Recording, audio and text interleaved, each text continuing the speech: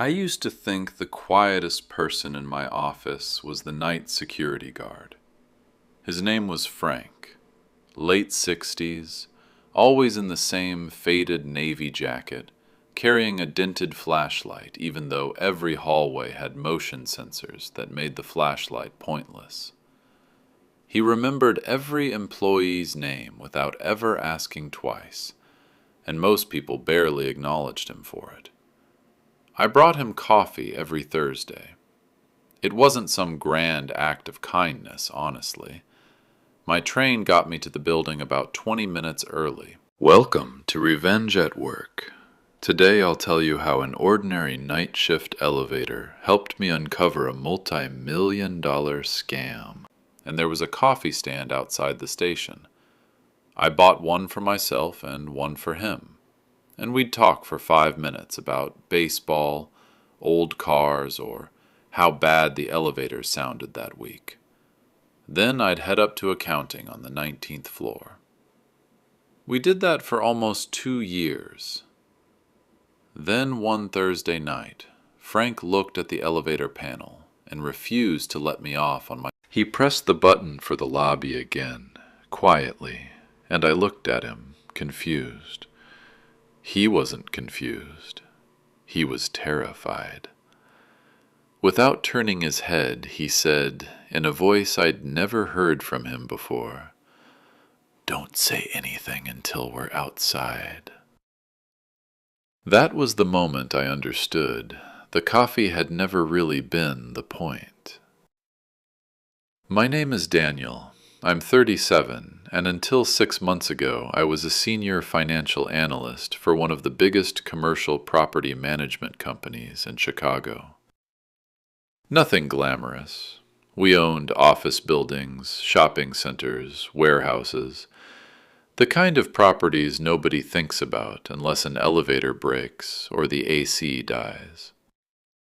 I'd worked there almost 9 years. No scandals, no office romances, no political games.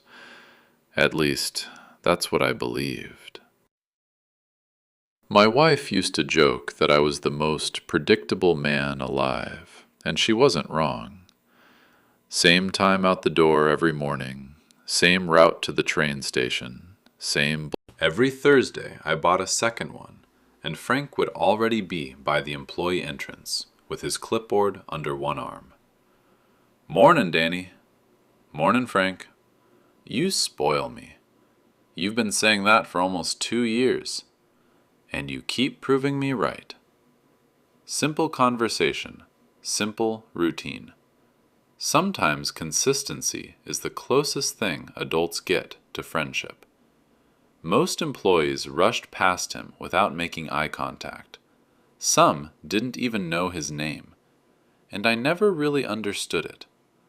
Frank had worked in that building longer than almost anyone.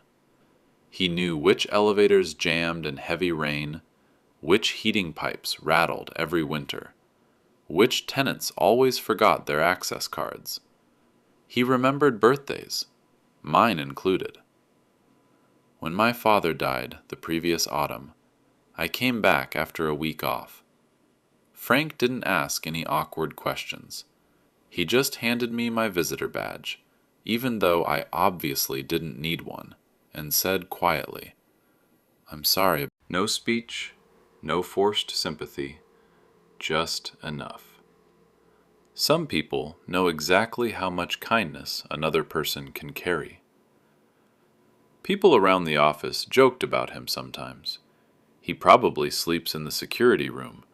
I bet he still has a flip phone. Guy probably thinks the internet's a fad. It was usually the ones who'd been there less than a year. Frank never reacted, just smiled, wished them a good day, held the door open anyway.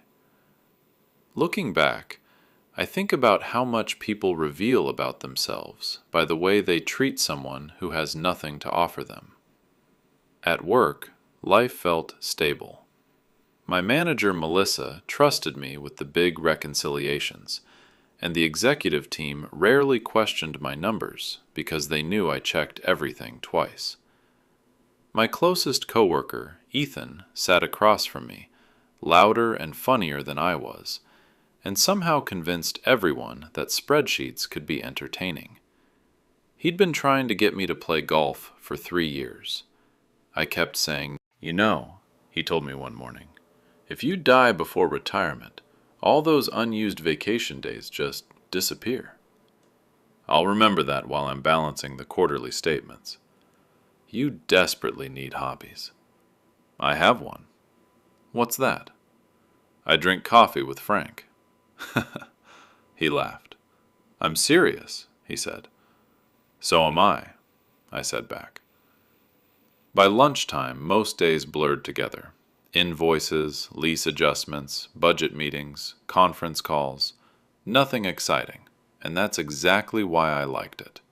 Predictability pays better than excitement, or so I thought. One Thursday afternoon, just before people started leaving, Melissa stopped by my desk. "Daniel, I need you to finish the Harbor Square reconciliation before Monday." "No problem," I told her. She said it shouldn't take more than a couple hours, and I said I'd stay late. "I appreciate it," she said. Most people groaned at overtime. I didn't mind. The office after 7 got strangely peaceful. Phone stopped ringing, no meetings, no interruptions, just the hum of fluorescent lights. Around 7:30, Ethan packed up his laptop. "Coming?" "I've got Harbor Square." He made a sympathetic face. "See you tomorrow." The floor emptied within minutes, and by 8, I was completely alone. Or so I believed. Outside my window, the city shimmered under the rain, which had started tapping softly against the glass. I stretched my shoulders and kept working. Numbers usually made sense. People didn't always. About an hour later, I finally shut down my computer. The hallway was empty, motion lights flickering on section by section as I walked toward the overseers. Everything felt normal. The doors opened almost immediately, and Frank was standing inside, smiling. "Burning the midnight oil again?" "You know me." "I do." I stepped in. The doors closed. The elevator started down, and neither of us knew those next few seconds would change both our lives. Just before we reached my floor, Frank looked at the control panel, then slowly reached out and pressed the button for the lobby instead. His fingers stayed on that button a beat too long. "You missed my floor," I said. "I know." His voice had changed completely, the warmth from every Thursday morning gone, his eyes fixed on the closed doors instead of on me. "Don't say another word until we're outside." For a second, I honestly wondered if he was having some kind of medical episode. "Frank," he barely shook his head, not dramatically, just enough to stop me from talking. The doors opened on the lobby. Frank didn't step out right away. He checked both directions through the glass entrance, like he was making sure nobody was waiting, then finally nodded. We walked out into the cool evening, the rain down to a steady drizzle, the sidewalks nearly empty. He waited until we were halfway across the street before stopping under the awning of a closed pharmacy and taking a slow breath. "Daniel, when was the last time you changed your password?" I blinked. "My work password?" He nodded. "About 3 months ago." "Anyone besides you know it?" "No." He studied my face for a second. "I hope that's true." I laughed once, mostly out of confusion. "Frank, what is this about?" Instead of answering, he asked another question. "Did Melissa ask you to stay late tonight?" There was a knot forming in my stomach now. "Yes." "And Harbor Square?" My eyebrows went up. "How did you know that?" I hear things. Frank. He rubbed his hands together, clearly choosing his words. I work nights. People forget I'm here. That part made sense. Executives stayed late. Cleaning crews came through after everyone left, and security guards heard things nobody meant for them to hear. But that was just the start, he said, glancing back at the tower. I saw 2 people go up to your floor about 20 minutes ago. I thought everyone left. So did they. Who? I couldn't see their faces. Maintenance? They weren't carrying tools. Cleaning crew? They used an executive key card. That didn't fit. Cleaning staff signed in every evening. Maintenance wore uniforms. And executive key cards opened almost every locked office in the building. Mine didn't open half of them. A cold wind carried rain across the sidewalk, and I wished I'd brought a jacket. What exactly are you telling me? He lowered his voice even further. When your elevator stopped on the 19th floor. It didn't. He nodded. Exactly. My stomach tightened. The panel lit up for your floor. So someone canceled the stop from inside the hallway. I stared at him. I didn't even know that was possible. Most people don't. He pointed at the building. Emergency elevator controls. Only security supervisors and executives have access. I looked back at the tower, every window reflecting city light, everything looking perfectly ordinary and feeling nothing like it. I think someone expected you to get off on that elevator. The words landed harder than I expected. Expected me? Yes. And because you pressed lobby, they're still waiting upstairs. I actually laughed, not because any of it was funny, but because my brain refused to process it. This sounds insane. I know. You think someone's waiting outside my office? I think someone was. Rain tapped the metal awning above us, cars hissing through wet intersections, and Frank reached into his jacket. I shouldn't even have. He handed me a folded sheet of printer paper covered in handwriting. Times, employee names, badge numbers, elevator movements. What is this? My shift notes. Every unusual event in the building was in there. Delivery trucks, fire alarm tests, visitors staying late, power fluctuations. Near the bottom was tonight's entry, 8:47, executive access, 19th floor, 2 unidentified individuals. Then another line, 9:12, elevator stop manually bypassed. You wrote this before talking to me? I write everything. Why? Because memory changes. Paper doesn't. I realized I'd underestimated him for 2 years. Frank wasn't just watching doors. He was documenting patterns. I folded the page carefully.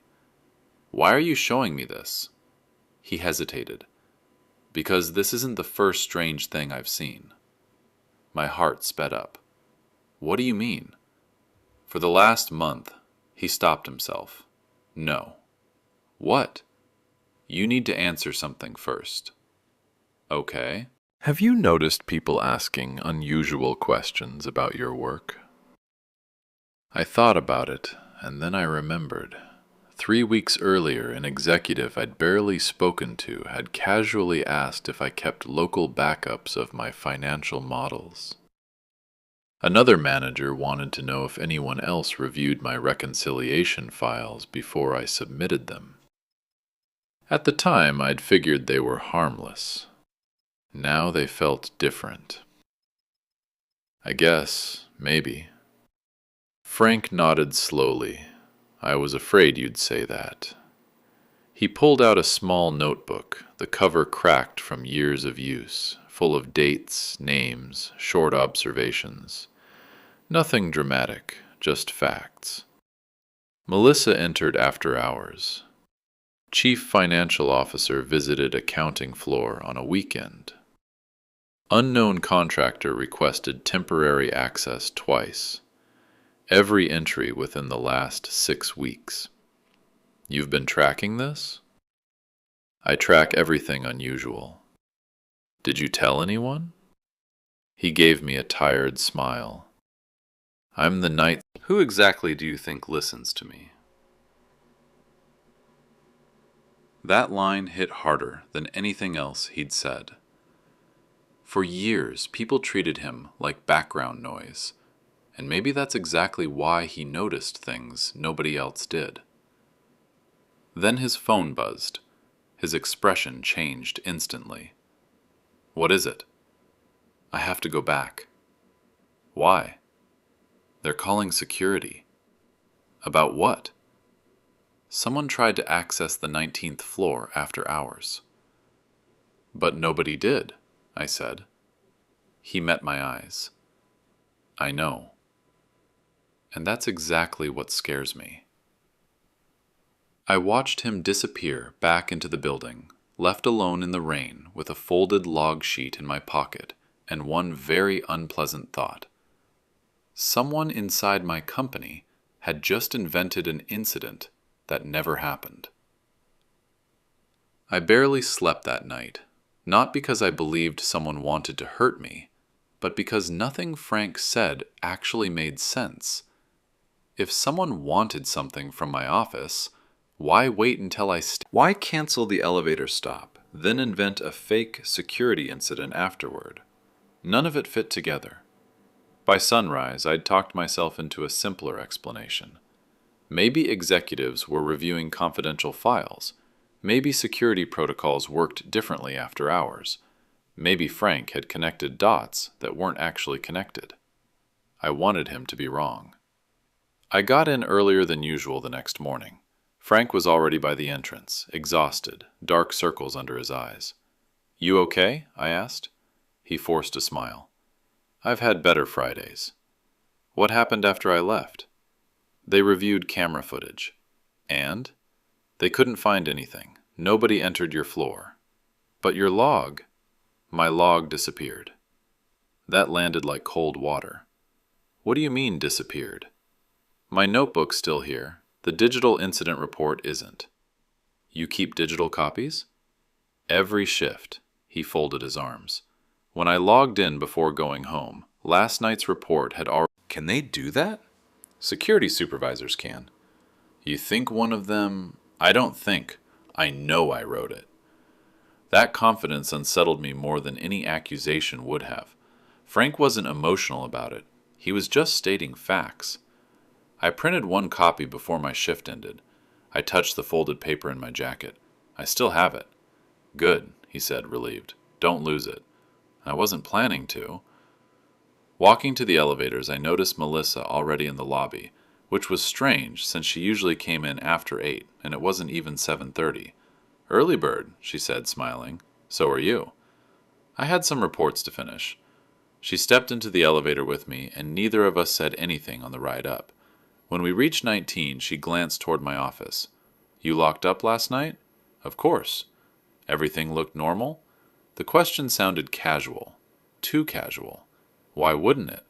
No reason, she said, smiling again. Then she walked off, and I stood there watching her go, realizing that for the first time in 9 years, I didn't completely trust my own manager. The morning crawled by, emails and invoices and budget revisions, normal work, at least on the surface.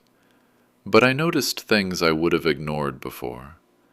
Melissa stopped by my desk 3 separate times, asked twice what I was working on, once whether I'd finished Harbor Square. Normally those questions wouldn't have registered. Today they did. Around noon, Ethan rolled his chair over. You look terrible. Didn't sleep much. You sick? No. He leaned in. Then what's wrong? I almost told him. Instead, I shrugged. Just tired. He studied my face. I've known you 6 years. You're not just tired. I changed the subject and he let it go, for now. At 1 o'clock my phone rang. Unknown number. I answered and there was nothing. Just silence for 5 seconds before the line. An hour later, it happened again. Same thing. I blocked both numbers. By mid-afternoon, I was done guessing. If someone had actually gone into my office, there'd be evidence. The department cleared out around 5:30, right on schedule, and I waited another 15 minutes before locking my door from the inside and going through everything. Desk drawers, file cabinets, the storage closet, nothing. Everything looked untouched, and I almost felt embarrassed, wondering if I'd let paranoia take over. Then I opened the cabinet with the archived reconciliation files, and one binder was sitting backward. It had never been backward before. That alone meant nothing, but when I pulled it out, the papers inside weren't in chronological order anymore. Someone had gone through them carefully, not stealing, searching. My pulse picked up, and I checked the next binder. Same thing. And every document was still there, nothing missing. But someone had clearly examined all of it, and recently. I understood then that I'd been sitting on records people badly wanted to understand. The Harbor Square reconciliation wasn't an ordinary report. It tied together invoices, vendor payments, property maintenance contracts, executive approvals. Separately, they meant nothing. Together, they explained where every dollar went, and someone had been looking for something in there and hadn't found it. Not yet. I locked the cabinet again and photographed every shelf with my phone, so if anything moved, I'd know. As I switched off my lights, I heard footsteps outside, slow and measured, stopping right near my door. I stood completely still. Whoever it was didn't knock, didn't speak, just stood there for what felt like 30 seconds before the footsteps moved. I waited another full minute before opening the door onto an empty hallway. Nothing but the sound of the ventilation system. Frank was waiting downstairs. He looked at my face once. You found something. How did you know? Because you finally believe me. I nodded. Someone searched my files. He wasn't surprised. What files? Financial reconciliations. His expression hardened. I was afraid of that. You already knew? I suspected. Why? He looked around the lobby before answering.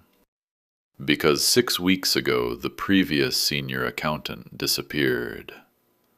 I frowned. Retired? No. Transferred? He resigned. People resign all the time. Frank shook his head. He resigned on a Monday. His office was cleaned out before lunch. His employee profile was gone by Tuesday. No goodbye email, no farewell lunch, no announcement. I searched my memory, and he was right.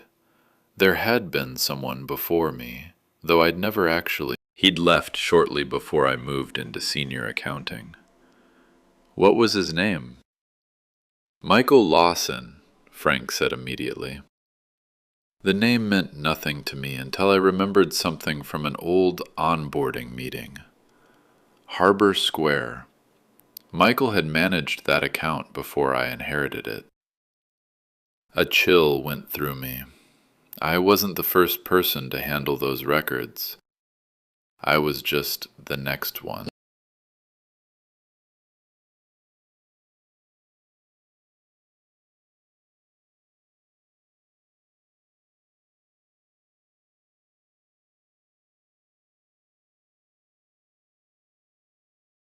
If you enjoy stories like this about office revenge and justice, subscribe to the Revenge at Work channel and hit like.